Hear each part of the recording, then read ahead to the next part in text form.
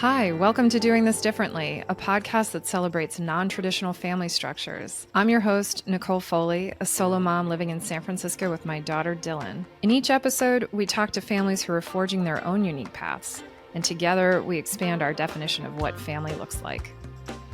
When I told friends of mine that I was going to start a podcast talking about non-traditional family structures, a lot of people asked me with what time. Really valid question. I would say that a solo parent working full-time would generally have less time for creative endeavors, but I'm a creative person. I really love pursuing any sort of creative project that makes me process the experience I'm having. And I really wanted to actually start this podcast 3 years ago when I was pregnant.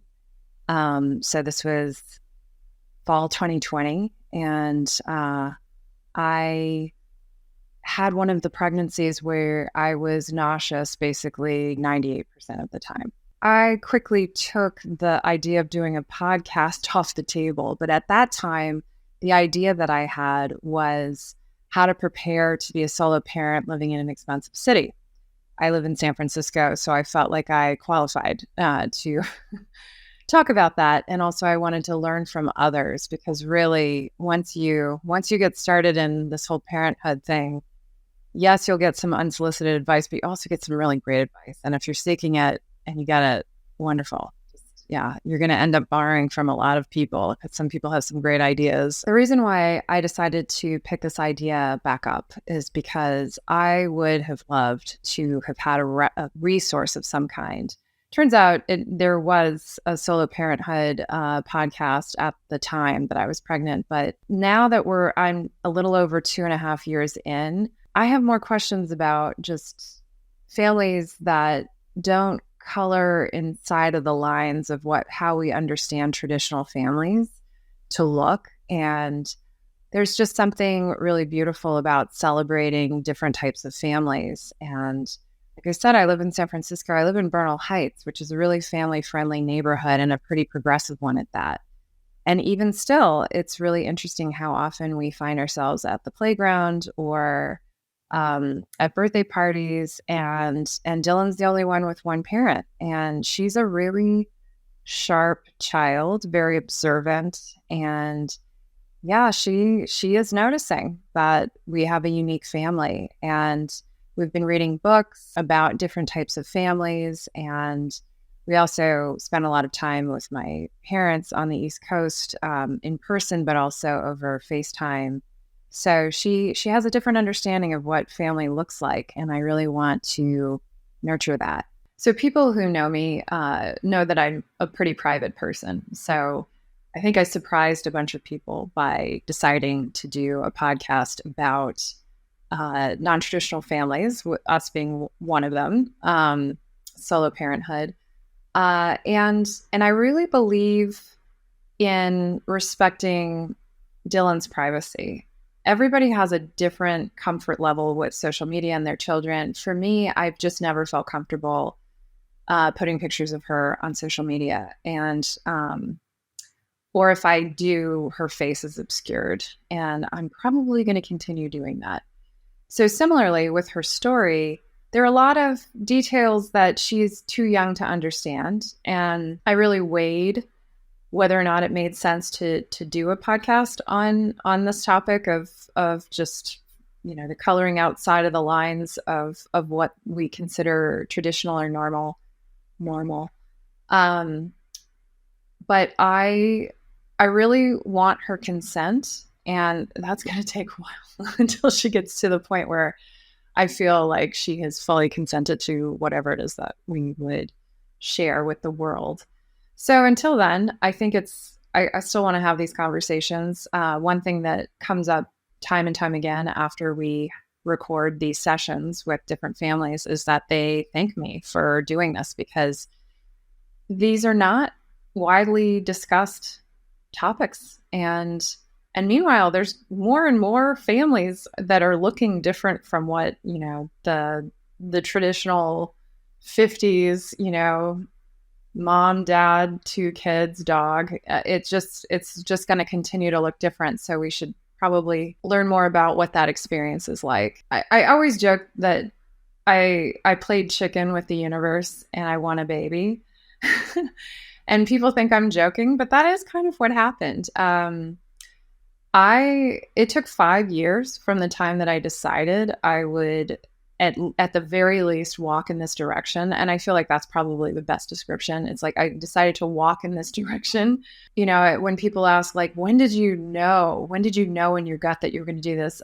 I don't know that I ever got there because there were so many obstacles physically to doing this.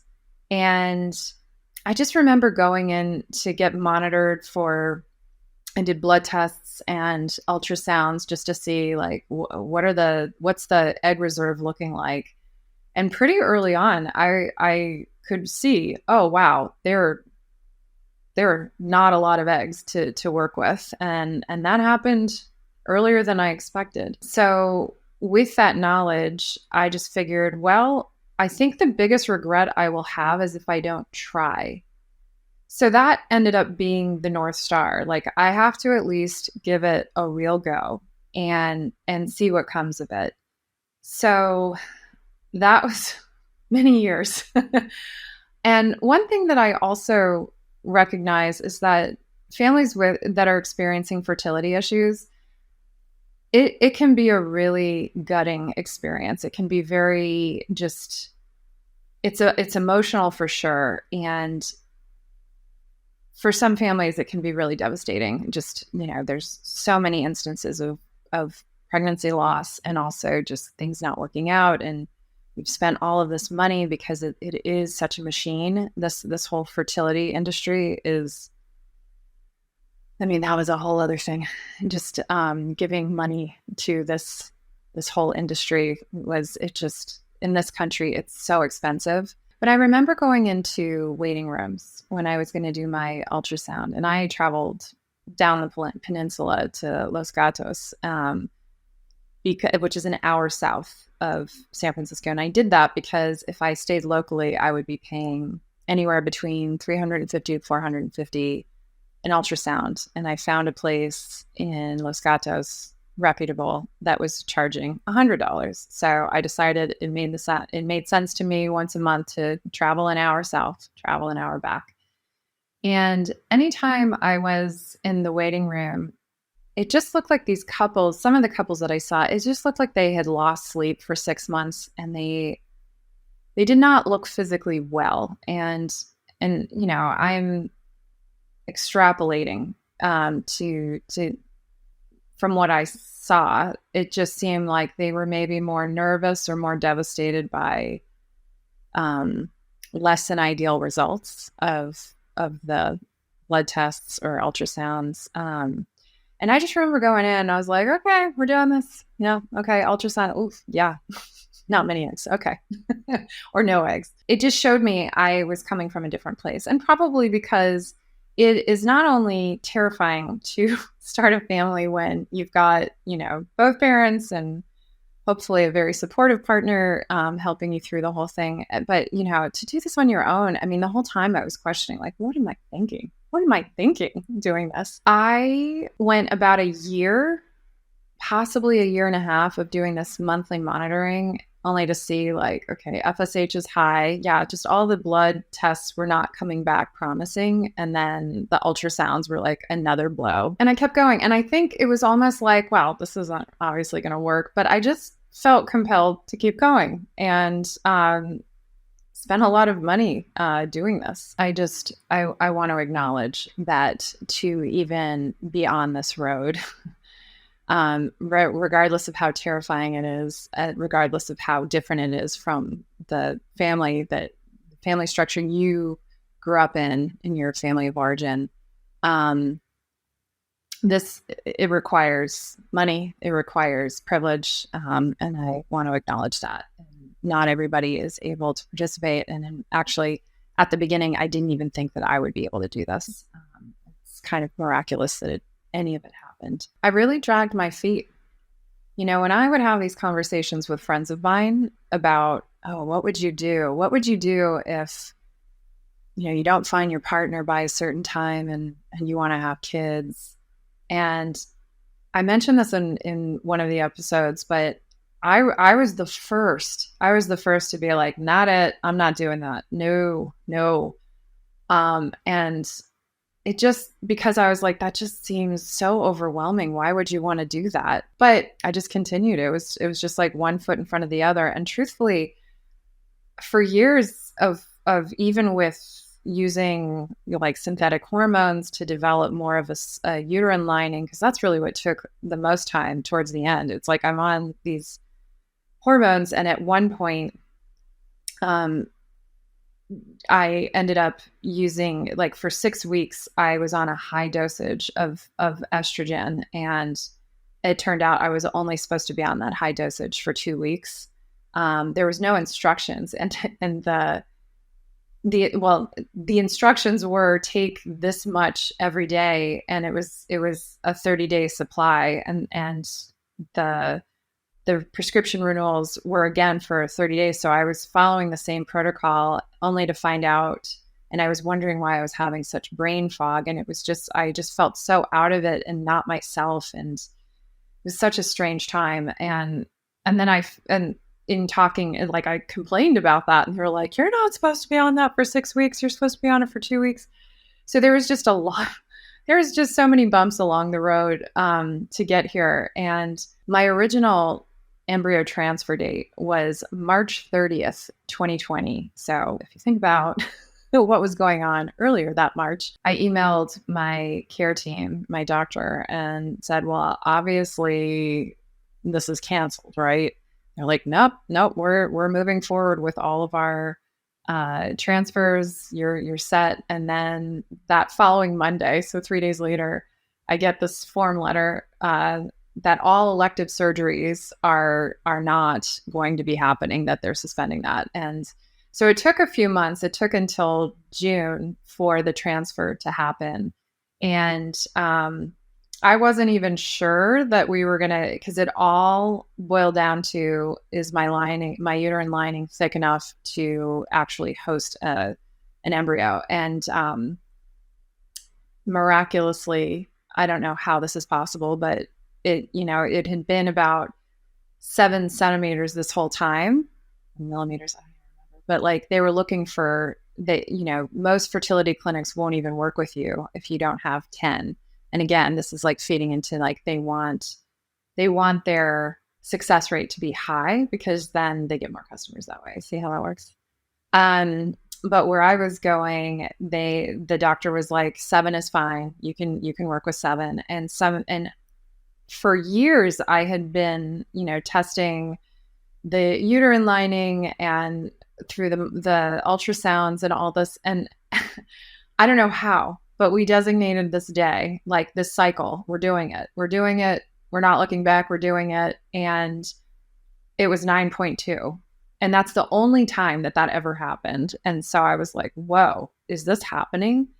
And then, of course, we do the transfer. And I had a similar kind of like, well, we'll see how this goes. And to me, I felt like this is the ultimate test. This gives me my answer. If this works, that's what I'm supposed to be doing. I'm supposed to have this child. And if it doesn't work, I'm supposed to live a child-free life, and I'm going to enjoy either way. And first try, Dylan came. I remember being really nervous about checking the results. But one thing that was very clear is when I saw that I was pregnant, I was so relieved. So even though I never consciously made a choice, that reaction told me everything. But that didn't take away any of the terror. It was like, oh my God. What do I do now? And, I'm still wanting to write myself at that time some letters, just to like, it's going to be great. It's going to be okay. You're going to figure it all out. Not all of it. That's crazy. But it's all going to go a lot more smoothly than you think right now. Even if it's hard, it's going a lot better than you think it will. I'll go into a birth story another time. So one of the questions I ask our guests is, to tell me a little bit about the world they grew up in, and what was their sense of family. What did that look like? And how did that influence their vision of what life as an adult, whether it's partnered or not partnered, or with children or not children, what did that look like? And for me, I grew up in a nuclear 4-person family, mom, dad, brother, and me. And I think, like most people, and certainly the guests who we've spoken to, had a similar vision. It was just like, this is what's normal to me, so I want the same. So I know for myself, over time, I started noticing, okay, it might not look exactly as I had it in my mind's eye at 8 years old, and started, a process of, well, what could it look like? And I have to say, I grew up in a very middle class neighborhood in Silver Spring, Maryland, outside of DC. And, I went to public school K through 8, and then to a private Catholic school for high school. And something that I'm really conscious of for Dylan and her upbringing is what we all consider normal. And we all have our own definitions of that. I've heard people's normal sound and look very different from mine. But what I really appreciated about being able to grow up going to school in public school and being exposed to like such a spectrum of people and families, it's funny how, K through 8, that period of my life forever has been my blueprint for what seems normal to me. And so when I went off to private Catholic high school, which wasn't even one of the more elite ones in the DC area by far. Like, in fact, I heard one person joke and say it was public school you pay for, whatever. It was different. It was different from my public school experience. And I appreciate that has been my lens through life. So I'm very conscious of the world that I'm creating for Dylan. And I want it to be an inclusive one. I want there to be diversity. I don't want it to seem so one-dimensional. For me, I saw the same family that I grew up in, which was, I would partner up and have 2 kids, probably a dog, and live happily ever after. And one thing that when I talk to parents who have chosen the solo route, it's usually like that was their vision too. And whether it's a divorce or they just didn't find the right partner, but recognized, hey, there's a window to have a child, and this is it, and we're going to do it. And I'm in that mix. While I look forward to having a partner in the future, the timing didn't exactly work out, and in many ways, it's been okay. It's been okay to do, because I don't have the same arguments I hear from friends who have, like, all parenting decisions have to be made by both parents, and I am able to make a lot of decisions on my own, which I appreciate. But of course, hoping that our family can expand as well in the future. And it was also interesting. I know that we have somebody who we'll be talking to who's in the process, and she is still dating, and I was still dating during that 5-year period of, seeing if Dylan's going to actually make it into the world. So life did not stop during that time, and in fact, I had a few relationships in that time, and it was interesting to have that conversation. So by the way, here's a plan I have, and I, even though I had expressed kind of like my ambivalence, I was always really clear, like, so I'm going to pursue this. And, everybody was very supportive, but I appreciate that things shook out the way they did. I think it was the right path to kind of just approach this on my own. And but I want, for folks who are in this process and they're sort of like ambivalent as well, it's totally natural to keep dating. It's totally natural to keep your life going, and it's actually good for that to happen. And something that I say is, you have a lifetime to find a partner. you have a window to have a child. And there's lots of single parents out there because not every marriage works out, as we know. So don't get too hung up on the order of things, because things don't just shake out the way they're supposed to. And it'll become more and more evident on the other side.